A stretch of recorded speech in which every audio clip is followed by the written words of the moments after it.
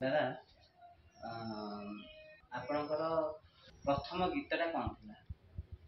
ମୋର ପ୍ରଥମ ଗୀତ ଚଳଚ୍ଚିତ୍ର ଗୀତ ଥିଲା ଅମର ପରେ ମୋର ଏଇ ଗୀତ ନିର୍ମଳା ମିଶ୍ର ଗାଇଥିଲେ। ଏ ହେଉଛି ନା ମାର ନା, ସେ ଗୀତ ଥିଲା ମୋର ପ୍ରଥମ ଗୀତ, ପ୍ରଥମ ଚଳଚ୍ଚିତ୍ର ଗୀତ। ଗୀତ ତ ବହୁତ ହେଇଛି, ତା ପୂର୍ବରୁ ବହୁତ ଗୀତ ଗ୍ରାମଫୋନ ରେକର୍ଡ ହେଇଛି ଏବଂ କ୍ୟାସେଟ୍ରେ ହେଇଛି। ବାସୁଦେବ ବହୁତ ଗୀତ କରିଛନ୍ତି ମୋର ଆଗରୁ, କିନ୍ତୁ ଚଳଚ୍ଚିତ୍ର ଗୀତ ମୋର ଆରମ୍ଭ ହେଇଥିଲା 1978 ମସିହା। 78 ମସିହା। ଆପଣଙ୍କ ମାନେ ଜନ୍ମ କେଉଁ ମସିହା? ଜନ୍ମ ହେଉଛି 1984 ମସିହା ଏପ୍ରିଲ 1 ତାରିଖ। 84 ମସିହା ମାନେ ଏବେ 80 ବର୍ଷ। 80 ବର୍ଷ। ମାନେ 80 ବର୍ଷରେ ଆପଣ ପୁରା ଫିଟ୍ ଅଛନ୍ତି। ଭଗବାନଙ୍କ ଇଚ୍ଛା। ମାନେ ଆମେ ସେତେବେଳେ ଫିଟ୍ ଥିବୁ ତ। ଫିଟ୍ ରହିବା ପାଇଁ ଚ୍ୟାଲେଞ୍ଜ କରିବି କ'ଣ? ସେଇଟା ତାର ଗୋଟେ କ'ଣ ଟିପ୍ସ ଆପଣ କୁହନ୍ତୁ? ଟିପ୍ସ କ'ଣ? ନିଜର ଦେହ ଉପରେ କେବେ ଅତ୍ୟାଚାର କରିବେ ନାହିଁ। ମାଦକ ଦ୍ରବ୍ୟ, ଚା, କଫି ଇତ୍ୟାଦି କିଛି ସେବନ କରିବେ ନାହିଁ ଏବଂ ଠିକ୍ ସମୟରେ ଖାଇବେ, ଠିକ୍ ସମୟରେ ଶୋଇବେ, ପରିଶ୍ରମ କରିବେ, ତାହେଲେ ଠିକ୍ ହେବ। ମାନେ କୌଣସି ନିଶା ଦ୍ରବ୍ୟ ନେବେ ନାହିଁ, ଶୁଣିଥାନ୍ତୁ। ତାପରେ ଏବଂ ପ୍ରତିଦିନ ମର୍ଣ୍ଣିଂ ୱାକ୍ରେ ଯିବେ, ଇଭିନିଂ ୱାକ୍ରେ ଯିବେ, ଠିକ୍ ସମୟରେ ଖାଇବେ, ଠିକ୍ ସମୟରେ ଶୋଇବେ, ପରିଶ୍ରମ କରିବେ। ପରିଶ୍ରମ କଲେ ଦେହ ଠିକ୍ ହେବ। ତାପରେ ଆପଣଙ୍କର ପ୍ରଥମେ ଜନ୍ମ ହେଉଛି ପ୍ରାୟ ଜାଣିନାହାନ୍ତି ସମସ୍ତେ। ଗଞ୍ଜାମର ଶେରଗଡ଼, ଗଞ୍ଜାମ ଜିଲ୍ଲାର ଶେରଗଡ଼ରେ ମୋର ଜନ୍ମ 1984 ମସିହାରେ ଏପ୍ରିଲ 1 ତାରିଖ। ତାପରେ କଟକ କେବେ ଆସିଲେ? କଟକ ମୁଁ ଆସିଲି 1963 ମସିହାରେ। ଆଜ୍ଞା। ମୁଁ ଚାକିରି ପାଇଲି ଗୁରସା ଡିଷ୍ଟ୍ରିକ୍ଟରେ। ଆଜ୍ଞା। ଏବଂ ବର୍ଷେ ଚାକିରି କଲା ପରେ, ବର୍ଷ 1.5 ବର୍ଷ ପାଖାପାଖି, ତାପରେ ଆକାଶବାଣୀରେ ଚାକିରି ପାଇଲି 1964 ମସିହାରେ। ସେଇଠି ଆକାଶବାଣୀରେ ଯୋଗ ଦେଇଥିଲି। ତାପରେ ଆପଣ ମ୍ୟାରେଜ୍ କେଉଁ ମସିହାରେ ହେଇଥିଲା? ମ୍ୟାରେଜ୍ ହେଇଥିଲା 1970 ମସିହାରେ। 1970 ମସିହା। ସେତେବେଳେ ଆପଣ ଆକାଶବାଣୀରେ ଥିଲେ? ଆକାଶବାଣୀରେ ଚାକିରି କରିଥିଲି। ଗୀତ ଯେଉଁ କରିଛନ୍ତି, କେଉଁ ମ୍ୟୁଜିକ୍ ରାଇଟର୍ ସହିତ ଆପଣ କରିଛନ୍ତି? ମୁଁ ବହୁ ମ୍ୟୁଜିକ୍ ରାଇଟର୍ ସହିତ କାମ କରିଛି। ବାଳକୃଷ୍ଣ ଦାସ, ଶ୍ରୀବତ୍ସ ପଟ୍ଟନାୟକ ଏବଂ ରାଖାଲ ଚନ୍ଦ୍ର ମହାନ୍ତି, ତା ଛଡ଼ା ଶାନ୍ତନୁ ମହାପାତ୍ର, ତାପରେ ବାସୁଦେବ ରଥ ଏବଂ ଉପେନ୍ଦ୍ର କୁମାର, ତା ଛଡ଼ା ଆହୁରି ବହୁତ ମ୍ୟୁଜିକ୍ ରାଇଟର୍ ସହିତ କାମ କରିଛି। ଚଳଚ୍ଚିତ୍ରରେ ଏମାନଙ୍କ ସହିତ ମୁଁ କାମ କରିଛି। ଆଜ୍ଞା। ମାନେ କେଉଁ ସିନେମା ଆପଣଙ୍କର ପ୍ରଥମେ ହେଲା ହେଉଛି ଆପଣଙ୍କର ପ୍ରଥମ ସିନେମା? ଅମର ପ୍ରେମ। ଅମର ପ୍ରେମ। ତାପରେ କାବେରୀ। କାବେରୀ ତାପରେ ନୁହେଁ, ତାପରେ ହେଉଛି ତ୍ରିନାଥ ମେଳା। ତ୍ରିନାଥ ଏବଂ ହୀରାମତି ମାଣିକ। ତାପରେ ଯାଇକି କାବେରୀ, ତା ବହୁତ ପଛରେ ଅପରିଚିତା। କାବେରୀ ହେଉଛି ମୋର ଶେଷ ଚଳଚ୍ଚିତ୍ର। ମାନେ ଅପରିଚିତା ପରେ ଯାଇ କାବେରୀ। ଅପରିଚିତା, ସୁବର୍ଣ୍ଣ ସୀତା। ସୁବର୍ଣ୍ଣ ସୀତାରେ ଶ୍ରୀବତ୍ସ ପଟ୍ଟନାୟକ ଥିଲେ ସଙ୍ଗୀତ ନିର୍ଦ୍ଦେଶକ। ଆଜ୍ଞା। ଏବଂ ଶେଷ ଚଳଚ୍ଚିତ୍ର ହେଉଛି ମୋର କାବେରୀ ଚଳଚ୍ଚିତ୍ର। କାବେରୀ। କାବେରୀରେ ଗୋଟେ ହିଟ୍ ଗୀତ ଆପଣଙ୍କର ଥିଲା, ମୁଁ ଶୁଣିଛି। ତ ସେଇଟା ବି ଆସିବ ବରତର ହୋଇବ ବାହାଘର, ତାପରେ କି ହବ କାହାର। ବାହାଘର ବେଳର ଗୀତ ସେଟା ପ୍ରାୟ ସେ ସମୟରେ ପ୍ରାୟ ବାହାଘର ଏଇଟା ଗୀତଟି ବାଜେ ପ୍ରାୟ। ଆଉ ଗୋଟେ ଅପରିଚିତର ଗୋଟେ ଥିଲା ଗୀତ, ସେ ଅପରିଚିତାର ମଧ୍ୟ ସେଇ ବାହାଘର ଗୀତ। ସେଇ ବାହାଘର ମୋହାମ୍ମଦ ମୁସିର ତାର ସଙ୍ଗୀତ ନିର୍ଦ୍ଦେଶକ ଥିଲେ ଏବଂ ତାର ଯିଏ ନିର୍ଦ୍ଦେଶକ ଥିଲେ ସେ ସାଧୁ ମେହେର। ସାଧୁ ମେହେର।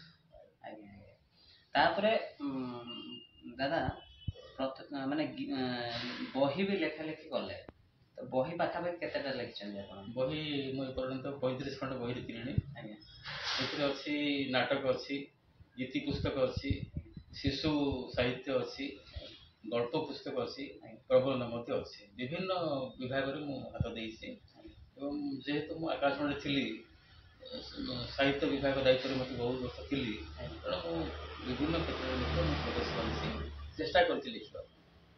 କେତେ ସଫଳ ହେଇଛି ମୁଁ କହିପାରିବିନି, ଯେଉଁମାନେ ପାଠକ ସେମାନେ କହିପାରିବେ ଯେ ମୁଁ କେତେ ସଫଳ ହେଇଛି, କିନ୍ତୁ ମୁଁ ଚେଷ୍ଟା କରିଛି। ବେଶୀ ହେଉଛି ମୋର ଗୀତି ପୁସ୍ତକ, ପ୍ରାୟ 15ଟି ଗୀତି ପୁସ୍ତକ, ଅଧାରୁ ଅଧିକ ହେଉଛି ଗୀତି ପୁସ୍ତକ। ଯେଉଁମାନେ ଆସୁଛନ୍ତି ୟୁଥ୍ ମାନେ ଯେଉଁ ଗୀତ ଲେଖୁଛନ୍ତି, ତାଙ୍କ ପାଇଁ ଗୋଟେ ଛୋଟ ଟିପ୍ସ କ'ଣ ଆପଣ ଦେବେ? ସେମାନଙ୍କୁ ମୁଁ ଏତିକି କହିବି ଯେ ସେମାନେ ପଢ଼ାପଢ଼ି କରନ୍ତୁ। ଆଜ୍ଞା। ଯଦି ପଢ଼ାପଢ଼ି କରିବେ ତାହେଲେ କେବଳ ସେମାନେ ଜୀବନର ସାର୍ଥକ ହେଇପାରିବ, ଜୀବନ ସାର୍ଥକ କରିପାରିବେ, ନିଜର ସାହିତ୍ୟିକ ଜୀବନ ମଧ୍ୟ ସାର୍ଥକ କରିପାରିବେ।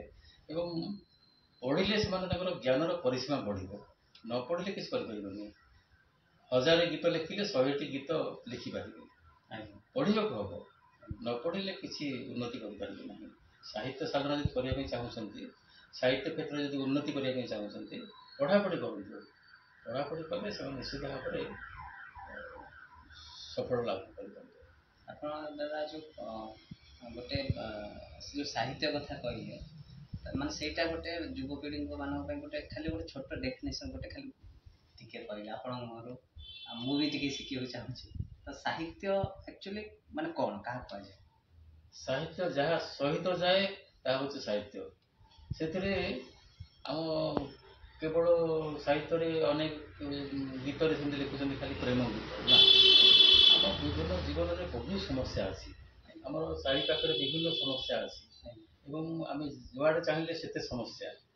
ସବୁର ଚିତ୍ର ତାର ଦେବାକୁ ପଡ଼ିବ। ଖାଲି ଗୋଟିଏ କ୍ଷେତ୍ରରେ ଆଗେଇଲେ ହେବ ନାହିଁ ଏବଂ ନିଜର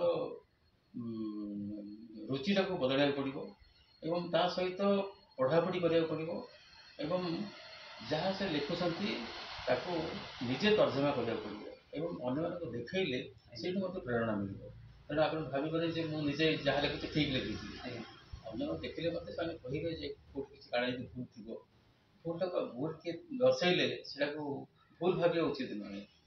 ସେଇଟା ମଧ୍ୟ ଗ୍ରହଣ କରିବାକୁ ପଡ଼ିବ ଯେ ହଁ ଏଇଟା ଭୁଲ ହେଇଛି, ତେଣୁ ତାକୁ ମାର୍ଜିତ କରିବାକୁ ହେଲେ ପଢ଼ିବାକୁ ପଡ଼ିବ ଏବଂ ତାକୁ ଆହୁରି ପରିଶ୍ରମ କରିବାକୁ ପଡ଼ିବ, ସାଧନା କରିବାକୁ ପଡ଼ିବ। ଯେଉଁମାନେ ସବୁ ନାଁ କରିଛନ୍ତି, ରାତାରାତି ନାଁ କରିନାହାନ୍ତି, ସେମାନେ ମଧ୍ୟ ବହୁତ ସାଧନା କରିକି ଉପରକୁ ଉଠିଛନ୍ତି, ବହୁ ପୁରସ୍କାର ଲାଭ କରିଛନ୍ତି, ଜୀବନରେ ବହୁତ କିଛି ଆଗେଇଛନ୍ତି। ତେଣୁ ସାଧନା କରିବାକୁ ପଡ଼ିବ। ସାଧନା ନ କଲେ କେହି ଆଗେଇ ପାରିବ ନାହିଁ। ଆଉ ଗୋଟେ ଛୋଟ ଜିନିଷଟା, ଗୀତିକାର ଆଉ ଗୀତି କବି, ସେଇଟା ମାନେ ଭୂମିକା ଯେଉଁଟା, ସେଇଟା ଟିକେ ଡିଟେଲ୍ସ ମୋର ଫ୍ୟାନ୍ ଫଲୋଅର୍ସ ଜାଣିବାକୁ ଚାହୁଁଛନ୍ତି। ଗୀତିକାର ଗୀତି କବି କିଛି ଫରକ ନାହିଁ। ଯିଏ ଗୀତ ଲେଖୁଛି ସେ ଗୀତିକାର, ଯିଏ କବି ସେ ଗୀତି କବି, କିଛି ଫରକ କିଛି ନାହିଁ। ଦୁଇଟା ଯାକ ପ୍ରାୟ ସମାନ ଅର୍ଥ। କବି କହିଲେ ଆଉ ଟିକେ ସମ୍ମାନ ମିଳୁଛି। କବି ଯିଏ କବିତା ଲେଖୁଛି ସିଏ ମଧ୍ୟ କବି, ଯିଏ ଗୀତ ଲେଖୁଛି ସିଏ ମଧ୍ୟ କବି। ଗୀତି କବି କହିଲେ ଯିଏ ଗୀତ ଲେଖୁଛନ୍ତି, ଯେଉଁମାନେ ଗୀତି କବିତା ଲେଖୁଛନ୍ତି ସେମାନଙ୍କୁ ବୁଝାଏ। ଏବଂ ଗୀତି କବିତା ଆଗେ କେହି ବିଶେଷ କିଛି ଗୁରୁତ୍ୱ ଦେଉନଥିଲେ, ଯଦିଓ ଆମର ଓଡ଼ିଆ ସାହିତ୍ୟର ଆରମ୍ଭ ହେଉଛି ଗୀତି କବିତାରୁ।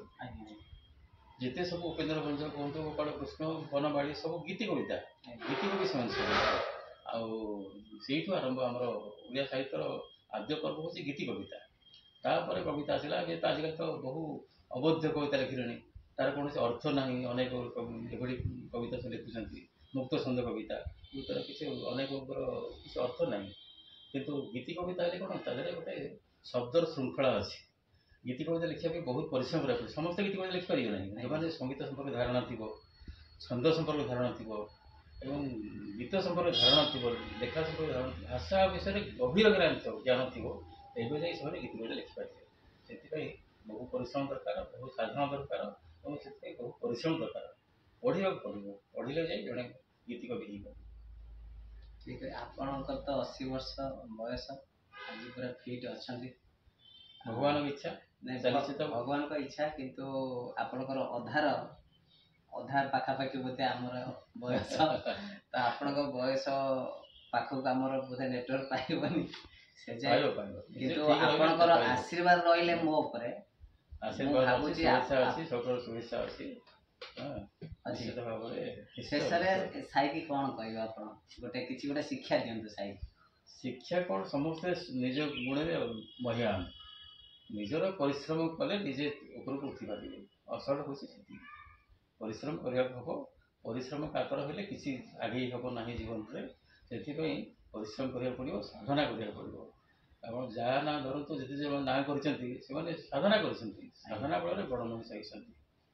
ଆପଣ ତେନ୍ଦୁଲକର କୁହନ୍ତୁ, କି ନାଟକ କ୍ଷେତ୍ରରେ କୁହନ୍ତୁ, ଗପ କ୍ଷେତ୍ରରେ କୁହନ୍ତୁ, କି ସିନେମା କ୍ଷେତ୍ରରେ କୁହନ୍ତୁ, ଯେଉଁମାନେ ସବୁ ବଡ଼ ଲୋକ ହେଇଛନ୍ତି, ବହୁତ ସୁନାମ ଅର୍ଜନ କରିଛନ୍ତି। ସାଧନା ଅସଲ